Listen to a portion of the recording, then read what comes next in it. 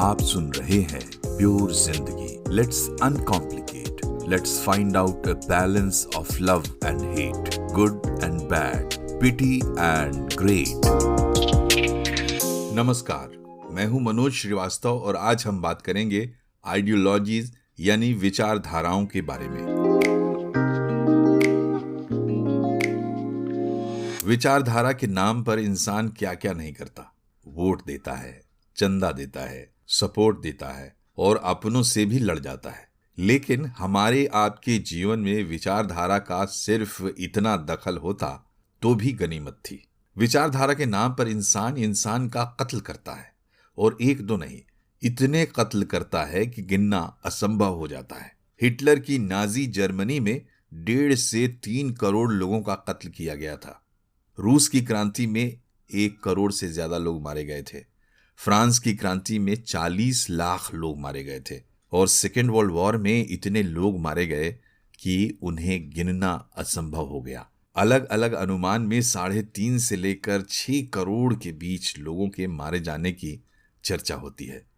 अब एक leftist Hitler का एग्जाम्पल देगा और कहेगा कि दक्षिणपंथ एक शैतानी विचारधारा है, और एक दक्षिणपंथी स्टालिन या माओ का एग्जाम्पल देगा और कहेगा कि वामपंथ एक निकृष्ट और विनाशकारी विचारधारा है।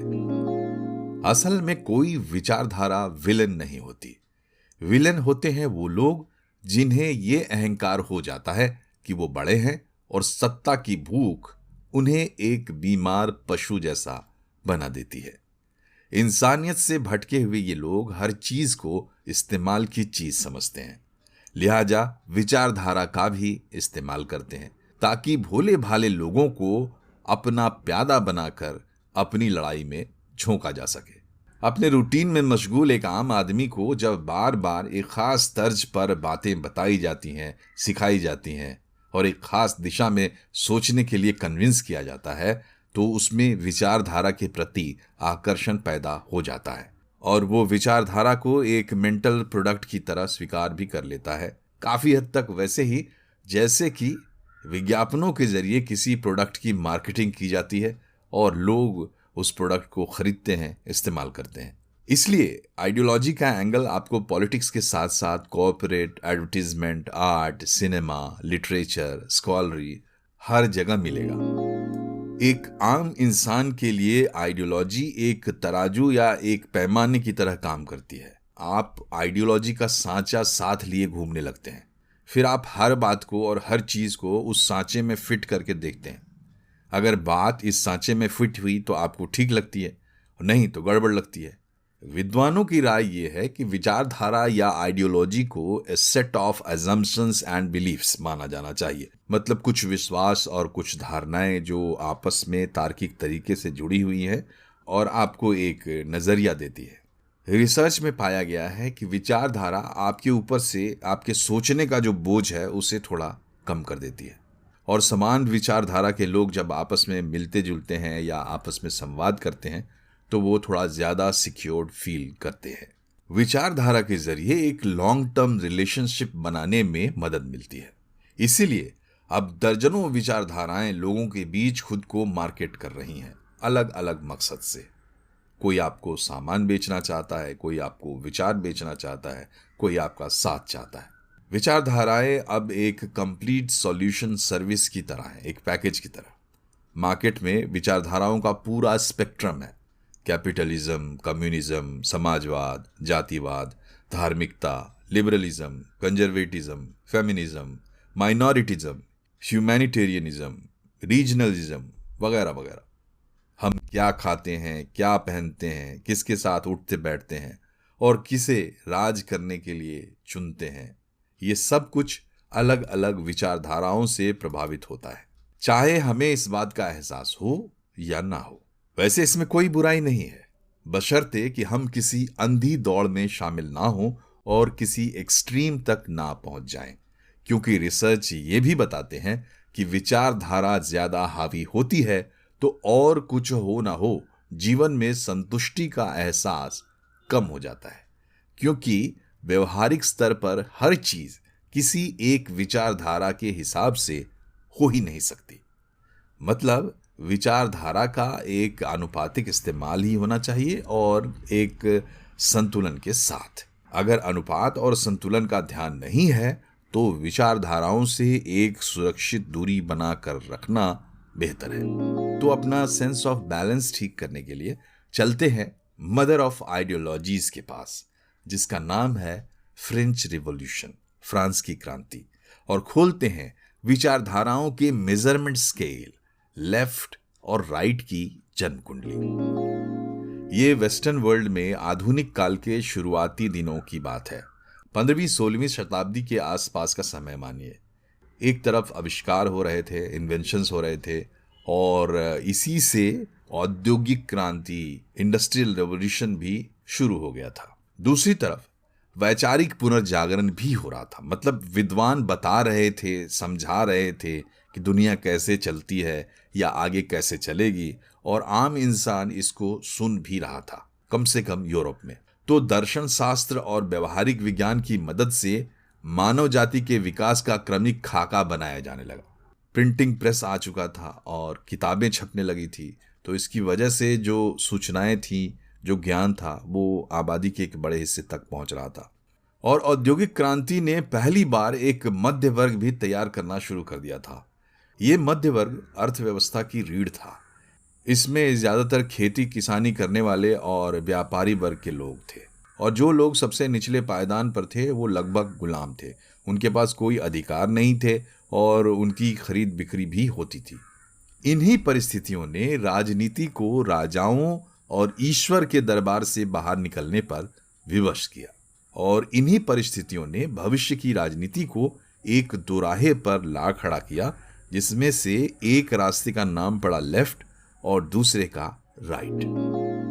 फ्रांस की क्रांति के शुरुआती दिन, लंबा अकाल पड़ा था और फ्रांस में आर्थिक तंगी चल रही थी। इन्हीं परिस्थितियों में फ्रांस के राजा लुई 16वें और उनके दरबारियों ने मजबूरी में ये स्वीकार कर लिया था कि शासन तंत्र में तब्दीलियां होना जरूरी है। कर्ज में डूबा हुआ राजा ज्यादा टैक्स चाहता था और टैक्स चुकाने वाली पब्लिक ज्यादा अधिकार चाहती थी।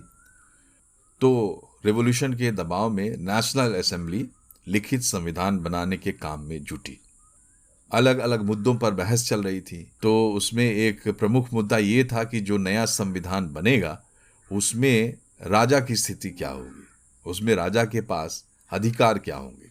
क्या राजा को एब्सोल्यूट वीटो के पावर दिए जाएंगे, यानी कि अगर कोई फैसला लेना हो और राजा उसमें मना कर दे तो वो फैसला रुक जाए। क्या ये अधिकार राजा को दिया जाए या नहीं दिया जाए, इसी पर बहस चल रही थी और सभा दो भागों में बट गई। तो जो लोग राजा को वीटो पावर देने के पक्ष में थे वो प्रेसिडेंट ऑफ असेंबली के दाहिनी तरफ बैठने लगे, और जो इसके पक्ष में नहीं थे वो प्रेसिडेंट की बाईं तरफ बैठे। यानी जो परंपरागत शासन व्यवस्था के ज्यादा करीब थे, जैसे कि जमींदार, चर्च और ब्यूरोक्रेसी के अधिकारी वगैरह, वो राइट में बैठे, और जो सामान्य व्यापारी, किसान, कारीगर वगैरह थे वो ज्यादा रेडिकल थे, ज्यादा बदलाव के पक्षधर थे, वो लोग लेफ्ट में बैठे। यहीं से लेफ्ट और राइट के दो ग्रुप्स का जन्म हुआ। बैठने का ये तरीका आगे की बहसों में भी वहां बरकरार रहा, और ये दोनों नाम जल्दी ही लोगों की जुबान पर भी चढ़ गए। प्रेस ने भी इसे इसी तरीके से प्रेजेंट किया। अब इसके बाद फ्रेंच रेवोल्यूशन और वहाँ राजा को अपदस्थ किए जाने और वहाँ पर मार काट, कत्लो गारत की एक लंबी कहानी है। लेकिन हमारे मतलब की बात यह है कि फ्रेंच रेवोल्यूशन को पूरी दुनिया कौतूहल से देख रही थी, और यहीं से निकलकर लेफ्ट और राइट की धारणा पूरी दुनिया में फैली। फ्रेंच रिवॉल्यूशन से और भी कई चीजें पूरी दुनिया की राजनीति में ली गई हैं। तो फ्रेंच रिवॉल्यूशन का रेफरेंस लेकर आप ये कह सकते हैं कि राइट वाले राजा और चर्च के साथी थे, या ऐसे लोग थे जो पहले से चली आ रही व्यवस्था को बनाए रखना चाहते थे, यानी स्टेटस को के पक्ष में थे। वहीं लेफ्ट वाले जनता के साथी थे और परिवर्तन चाहते थे। एक हद तक ये बात सही है। राइट विंग में ईश्वर और धर्म की व्यवस्था और नैतिकता को मान्यता दी जाती है, ये साफ तौर पर आप देख सकते हैं। यहाँ पर जो पारंपरिक सोशल ऑर्डर है, यानी समाज में छोटे बड़े की जो व्यवस्था है, उसको भी नेचुरल माना जाता है, एक्सेप्ट किया जाता है। ऐसे में जाहिर है कि जो बड़े लोग हैं या जो शासक वर्ग है वो सबसे आगे रहता है और इंडिविजुअल फ्रीडम का नंबर सबसे बाद में आता है। दूसरी तरफ लेफ्ट विंग ने ईश्वर को चुनौती दी, धर्म की व्यवस्था और नैतिकता को शोषण का हथियार माना, पारंपरिक सोशल ऑर्डर यानी समाज में छोटे बड़े के भेदभाव को भी नकार दिया, इसे एक साजिश बताया और किसी भी व्यक्ति की पर्सनल फ्रीडम को इन सब से ऊपर रखा। लेकिन गौर से देखने से पता चलता है कि लेफ्ट और राइट दो इमेजिनरी आइडियोलॉजिकल एक्सट्रीम हैं, दो छोर हैं और प्रैक्टिकली पॉसिबल नहीं है। क्या इंसान पहले से स्थापित सभी संस्थाओं, मान्यताओं और परंपराओं को ठुकरा सकता है? और क्या इंसान बिना कुछ नया सीखे, नया जोड़े आगे बढ़ सकता है? असल जिंदगी लेफ्ट और राइट के समन्वय से चलती है। फ्रांस की क्रांति में लिबर्टी, इक्वालिटी और फ्रैटर्निटी लेफ्ट की मांग थी, लेकिन लेफ्ट और राइट दोनों एक हद तक इस पर सहमत थे, तभी तो वो साथ बैठे थे। आज लिबर्टी, इक्वालिटी और फ्रैटर्निटी हर आइडियोलॉजी का अनिवार्य हिस्सा बन चुका है। मतलब आज लेफ्ट और राइट दो आइडियोलॉजिकल एक्सट्रीम हैं जो हकीकत में नहीं होते हैं। प्रैक्टिकल लाइफ में विचारधाराओं का रंग बिरंगा स्पेक्ट्रम दिखाई देता है। जैसे 3 प्राइमरी लाइट्स होते हैं, रेड, ग्रीन और ब्लू, और इनको मिक्स करने से बाकी कलर्स बनते हैं, वैसे ही पॉलिटिक्स में लेफ्ट और राइट के मिक्स से ही बाकी विचारधाराएं बनती हैं और इनको बैलेंस करने का काम करता है सेंटर। उदाहरण के लिए अमेरिका में कंजर्वेटिव्स को सेंटर और राइट का मिक्स माना जाता है और लिबरल्स को सेंटर और लेफ्ट का मिक्स माना जाता है। लेफ्टिस्ट आइडियोलॉजी में औरतों के हक का संघर्ष फेमिनिज्म के नाम से चलता है और राइट विंग में वुमेन एम्पावरमेंट के नाम से चलता है। 20वीं और 21वीं शताब्दी में आइडियोलॉजी को लेकर जोरदार रिसर्च हुए हैं और सबसे ज्यादा रिसर्च हुए हैं अमेरिका में। अमेरिकी अर्थशास्त्री, समाजशास्त्री और मनोवैज्ञानिक अभी भी पॉलिटिकल स्पेक्ट्रम पर खूब माथापच्ची कर रहे हैं। यूनिवर्सिटी ऑफ कैलिफोर्निया में टीचर और the psychology of political ideologies के लेखक रॉबर्ट सैमुअल्स मानते हैं कि असल में इस वक्त जो राजनीतिक ध्रुवीकरण है उसको सिर्फ विचारधारा के साथ बांध देना बिल्कुल सही नहीं है। ये एक तरह से पोलराइजेशन का सिंप्लीफिकेशन है, यानी सतही नजरिया। आजकल का पॉलिटिकल पोलराइजेशन काफी कॉम्प्लेक्स है, इसमें कई चीजें शामिल हैं, लेकिन चूंकि विचारधारा का ढोल सबसे ज्यादा पीटा जाता है, इसलिए हर ध्रुवीकरण को किसी न किसी विचारधारा का ब्रांड मिल जाता है। असल में हमारा आपका राजनीतिक विभाजन हमारी मनोवैज्ञानिक बनावट और बुनावट पर निर्भर है। फ्राइड के शब्दों में कहें तो सत्ता हमारा कलेक्टिव ईगो है, हम सब का मिला जुला ईगो।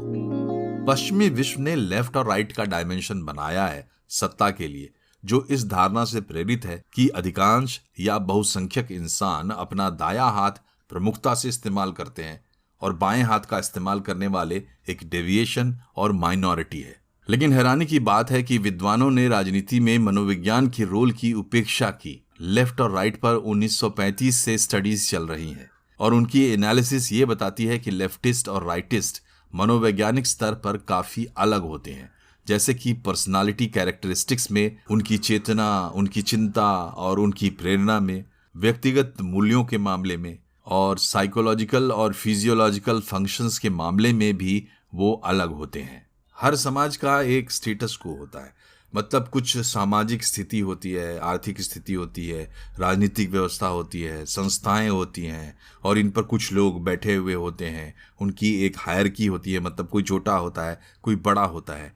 तो जब आप लेफ्ट और राइट का टेस्ट करते हैं तो आप ये भी बता सकते हैं कि कौन इस स्टेटस को के पक्ष में चाहता है कि ये बना रहे और कौन इस स्टेटस को क्रिटिसाइज करता है और ये चाहता है कि इसमें परिवर्तन होना चाहिए और ये चैलेंज लेने के लिए तैयार भी होता है। निष्कर्ष ये है कि विचारधारा हमारे मनोवैज्ञानिक बनावट के हिसाब से हमें आकर्षित करती है और प्रभावित करती है।